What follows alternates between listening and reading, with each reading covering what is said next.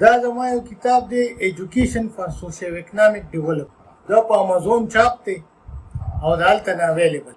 او دا ما چې کوم دا مخکرستو ملکونه دي غیر ترقي یافته د هغې دپاره لیکلی دی چې ترقي به څنګه او بیا لکه انډسټریالایزیشن او میټیریل او دغه لارو باندې.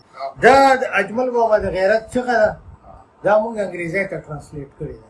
دا زه ځکه وایم چې څوک په ما څوک وایي دا مسلم لیکي دی، څوک وایي دی تاریخ انصاف دی، چې چا سره مې پټو ویلي نو هغه پارټۍ لیبل را باندې کېږي که نه. زما یو پارټۍ سره تعلق نشته.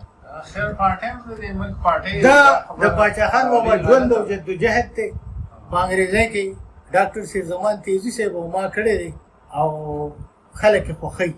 صاحبزاده امتیاز هم کړی دی، خو د هغه انګریزي ګرانه ده او زموږ د انګریزي لږ اسانه ده نو خلک یې خوښوي.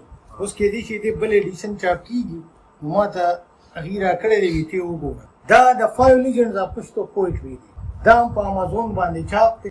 په دې کې د خوشحال بابا، رحمان بابا، غني خان، اجمل خټک او امیر حمزه شینواري پښتو پویټري انګلیش پویټري ته ما ټرانسلیټ کړی او دغه کتابونه زما په دغه دي. او دا چې دي دا خاورې کلالونه نو دا د اسلامي کالج د بي ایس کورس کې دي چې ما وی د سوشل ساینسز خلک د ساینس په برکاتو باندې کوي.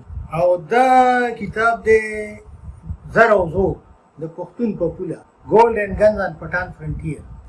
نو دې کې فرست پارټ هغه دی قیوم خان چې کوم 1945 کې لیکلی او 2 پارټس ورسره ما بیا خپل لیکلي دي د هغې نه پس چې کوم حالات. نو دغه چغې سوري مونږ وو او لګیا یو خپل سټرګل کوو.